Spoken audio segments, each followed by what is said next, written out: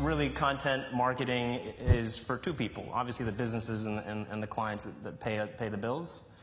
And really for them, they want us to create content and make things to sell more stuff. It's always that kind of goal-oriented approach, which is valid and right, because as an agency, that's what we should be doing. The other side of content is creating content just for consumers. So apparently there was an internet cat video festival that I missed and would have wanted to go to.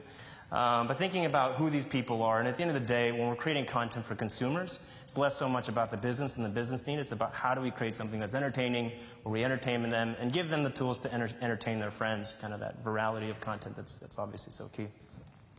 And so the tension comes when we're working with clients where ultimately, and it's different for a lot of clients. I think some clients truly understand content marketing and brand marketing and want to do it the right way. And then there are clients, maybe even with more limited budgets or less experience there, who want content marketing to be more about them than it is for their consumers. And then as we start adding in another layer as far as what the subject matter of the content is, you start getting into these conversations about how much the product or the brand should be prevalent compared to the kind of topics about the lifestyle and the essence and spirit of the brand. And so ultimately, we oftentimes see that challenge where so much of the content and things that we're trying to create for a brand start to live kind of in that upper left quadrant. And in the top quadrant, where it's very much about the business. It's about talking about the product, why the product is so wonderful, why the brand is so great, and less so much about giving somebody that's something that's purely joyful and entertaining from more of a consumer lens.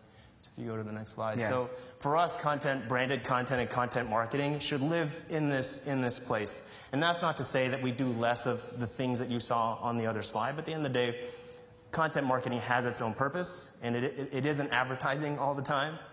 And it should just be fun, playful, and a little bit carefree. So this is obviously the place where we all want to be making stuff, but a lot of times we end up making stuff over here, and we're not psyched about it. But I think that's been our biggest learning, is that especially with some of the clients we work with that are smaller, is that you kind of have to do both.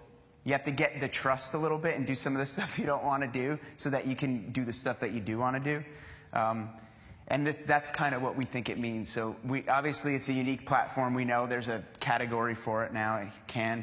And we talk about this with our clients a lot. TV commercials are not branded content. So they can be entertaining, they're brand awareness. But the biggest conversations we've had with some of our clients is a TV ad on YouTube by a brand with like a million views on it isn't branded content. Like, you can't make a TV ad. A million purchase views. A million purchase views. So you make an ad and then you buy a million views and you're like, we went viral, our video went viral. So a lot of times just explaining that to them, the base level, is like, it's not really the same thing.